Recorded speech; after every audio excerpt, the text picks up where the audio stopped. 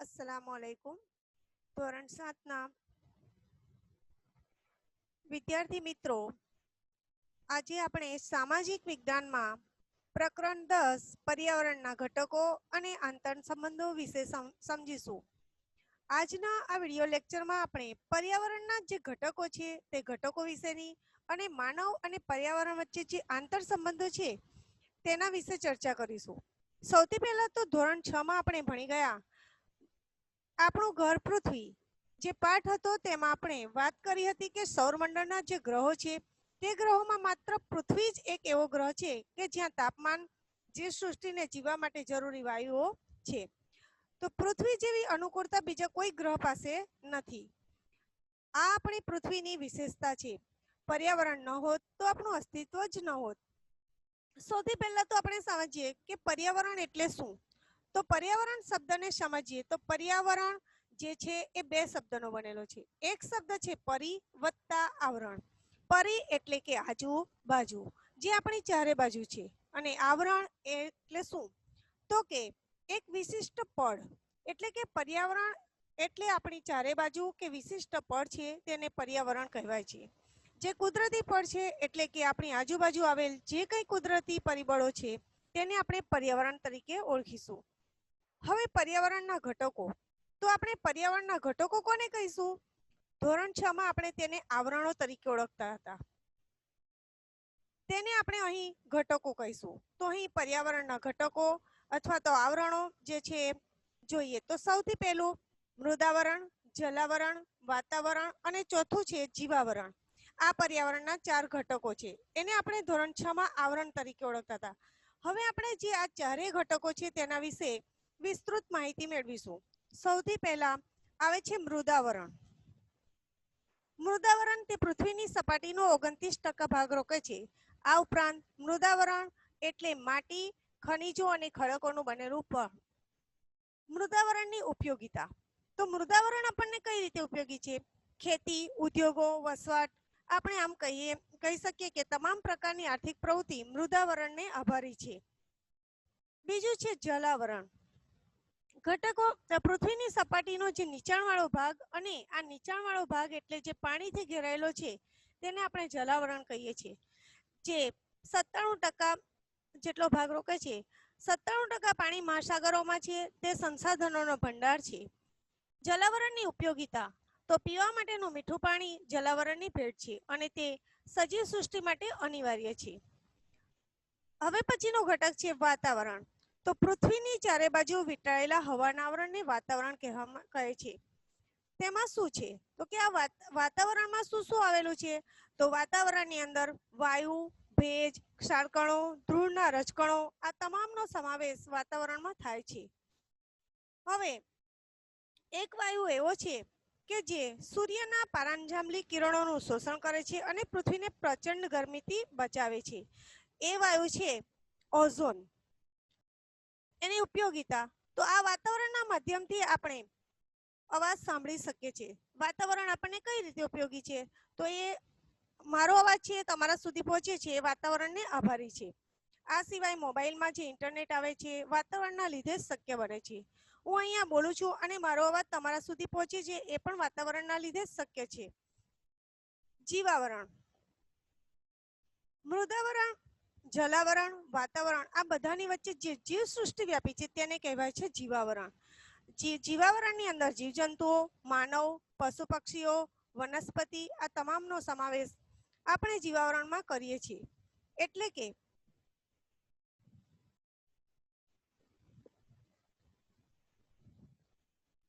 જેટલી પણ સજીવ સૃષ્ટિ છે એનો જીવાવરણમાં સમાવેશ થાય છે. એટલે કે નરી આંખે જોઈ ન શકાય તેવા અને વિશાળકાય પ્રાણીઓ તમામનો સમાવેશ જીવાવરણમાં થાય છે. માનવ સહિતના તમામ સજીવો. પર્યાવરણના મુખ્ય 2 પ્રકારો છે. તો એ 2 પ્રકાર કયા કયા તેના વિશે આપણે ચર્ચા કરવાની છે.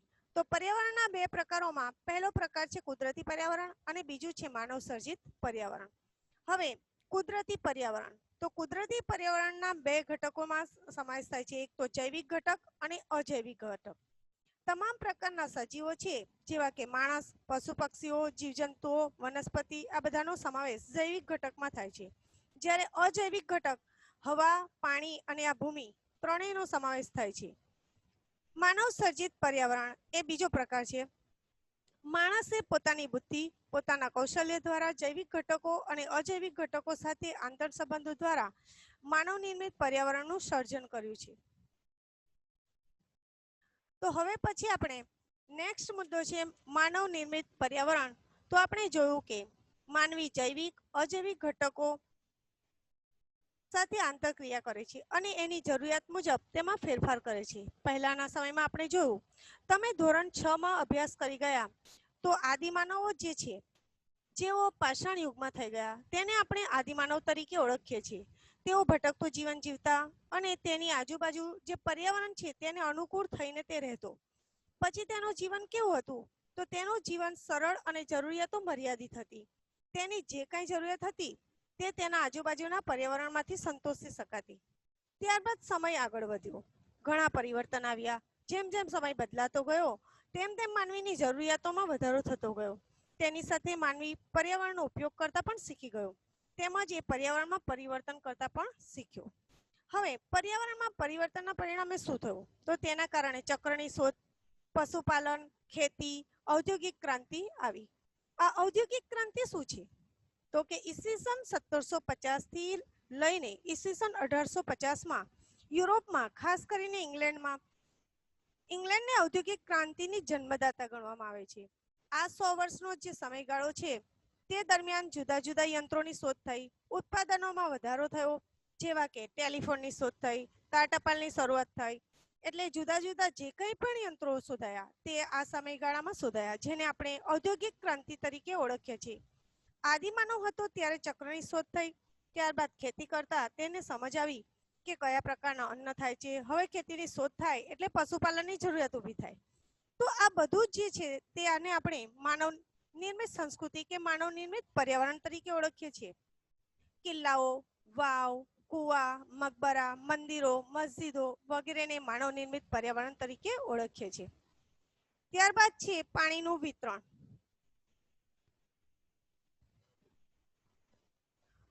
પૃથ્વીની જે સપાટી છે, આ પૃથ્વી સપાટી પર મોટો ભાગ એ પાણીનો આવે છે. એટલે કે એમ પણ કહેવાય કે 3 ભાગમાં પાણી અને 1 ભાગમાં જમીન આવેલી છે. પૃથ્વી સપાટીનો લગભગ 71% ભાગ છે ને એ આવરણ એટલે કે પાણી 71% ભાગ રોકે છે. અને આમાંનું મોટાભાગનું પાણી મહાસાગરોમાં છે. એટલે કે મોટાભાગનું પાણી ખારું છે. 4 મહાસાગરો છે, તેના વિશે આપણે જાણીએ. ક્રમશઃ વાત કરીએ તો પેસિફિક મહાસાગર, બીજું એટલાન્ટિક મહાસાગર, હિન્દ મહાસાગર અને આર્કટિક મહાસાગર. તો આમ 97% પાણી સમુદ્રમાં છે. આ જે પાણી સમુદ્રમાં આવેલું છે તેમાંથી આપણને મીઠું, વિવિધ પ્રકારના ખનિજો, આ સિવાય વરસાદ માટેનું પાણી એ બાષ્પ થઈને આવે છે અને તેમાંથી ઘનીભવન થતા વરસાદ આવે છે. તો એ પાણી પણ આપણને મહાસાગરમાંથી મળે છે.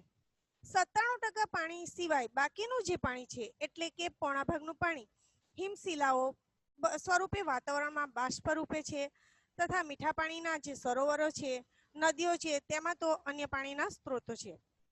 આપણે અહીંયા પાણીના વિતરણની વાત કરીએ. કોષ્ટક છે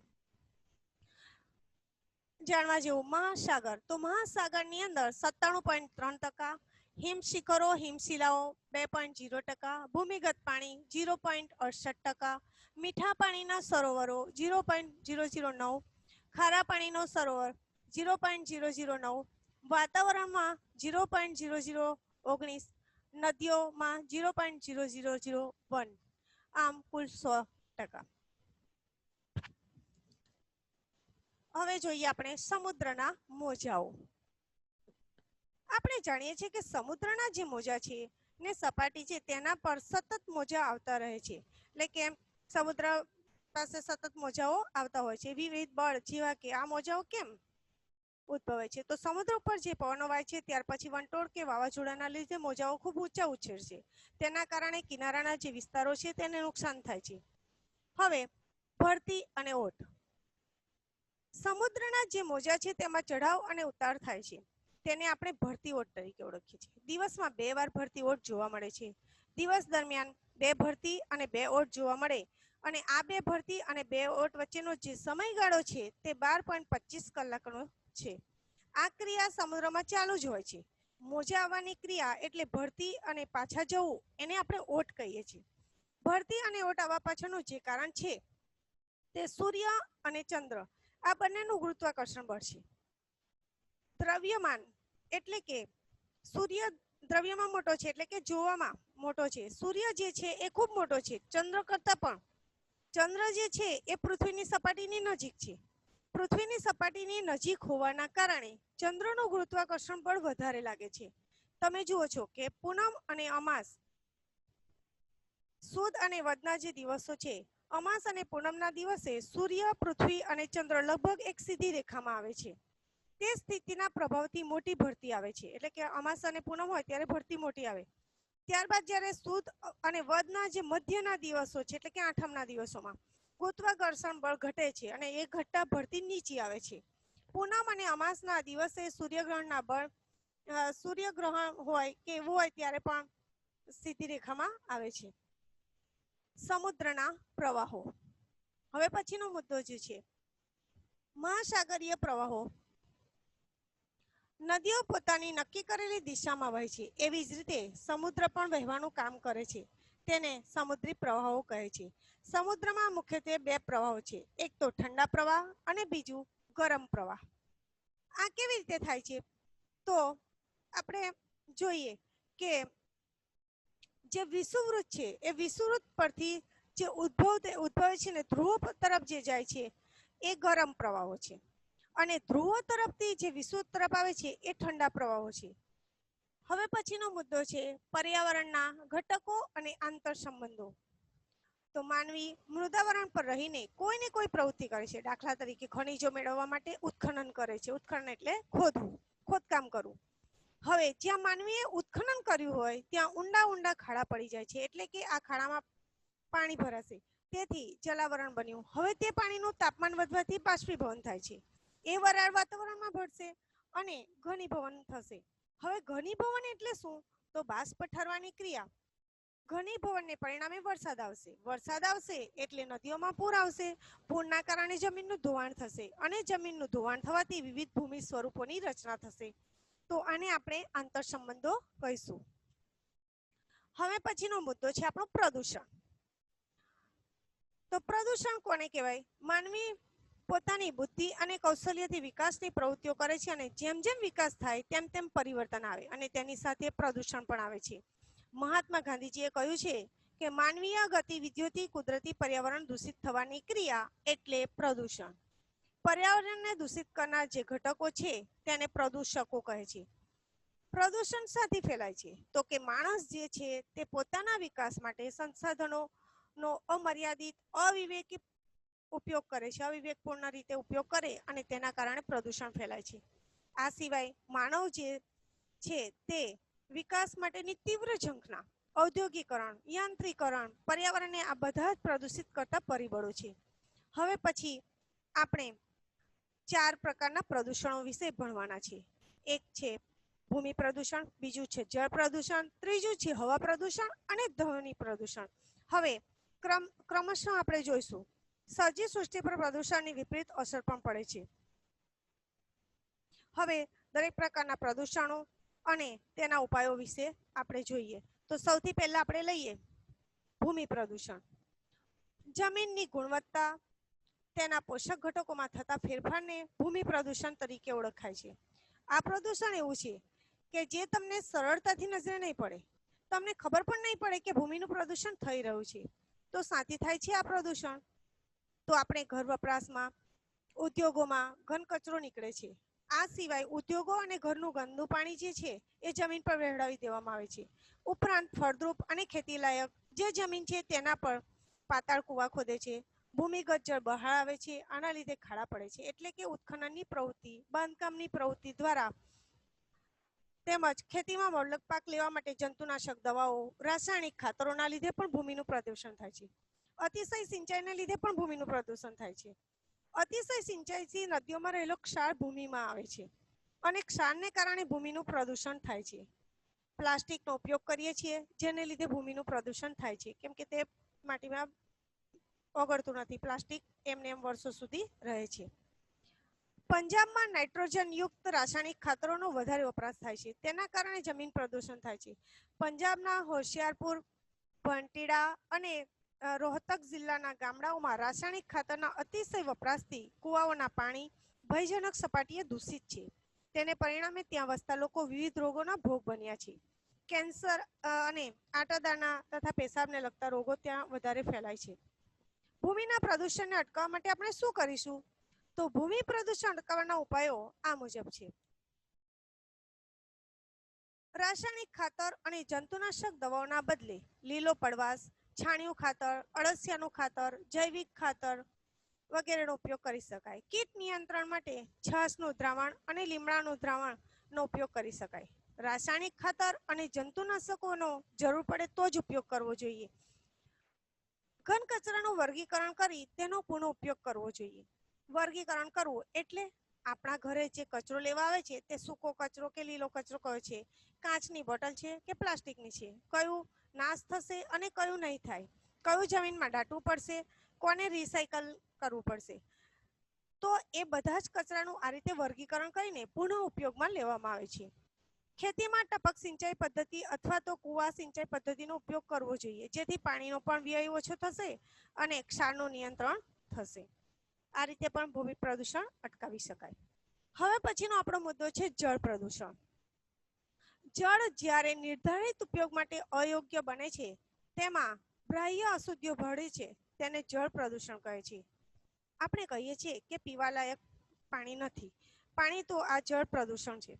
ગટરનું પાણી, ખનિજ જે એક જગ્યાએથી બીજી જગ્યાએ લઈ જવામાં આવે ત્યારે ગળતળ, જેને લીકેજ કહીએ છીએ આપણે, જહાજોમાંથી થતા ગળતળ એટલે કે રીસાઓને કારણે પણ જળ પ્રદૂષણ થાય છે. રાસાયણિક ખાતર અને જંતુનાશકનો જે ઉપયોગ થાય છે તેના દ્વારા પણ જળ પ્રદૂષણ ફેલાય છે. હવે જળ પ્રદૂષણ અટકાવવા માટે શું કરવું જોઈએ? તો જળ પ્રદૂષણ અટકાવવા માટે ઘર વપરાશનું અને ઉદ્યોગોનું જળ શુદ્ધિકરણ કરવું જોઈએ. ઉદ્યોગોનું જળ શુદ્ધિકરણ વિના વહેવામાં આવે તો તેના પર કડક નિયંત્રણ મૂકવા જોઈએ.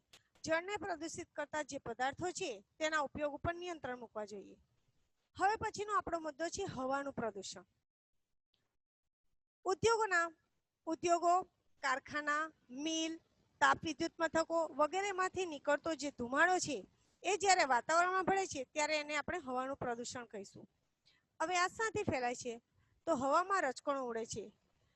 કયા કયા? તો કે વાહનોમાં ધુમાડામાંથી નીકળતા કાર્બનના રજકણો, બળતણ તરીકે વપરાતા કોલસાના રજકણો, પેટ્રોલ ડીઝલથી ચાલતા વાહનોના ધુમાડા, નાઇટ્રસ ઓક્સાઇડ, કાર્બન મોનોક્સાઇડ, બેન્ઝોપાયરીન અને કાર્બન ડાયોક્સાઇડ જેવા પ્રદૂષકો વાતાવરણમાં ભળવાથી હવાનું પ્રદૂષણ થાય છે. ખનન અને બાંધકામની પ્રવૃત્તિથી પ્રદૂષકો હવામાં ઉમેરાય છે. ખેતીનો ઘન કચરો સળગાવવાથી હવાનું પ્રદૂષણ થાય છે.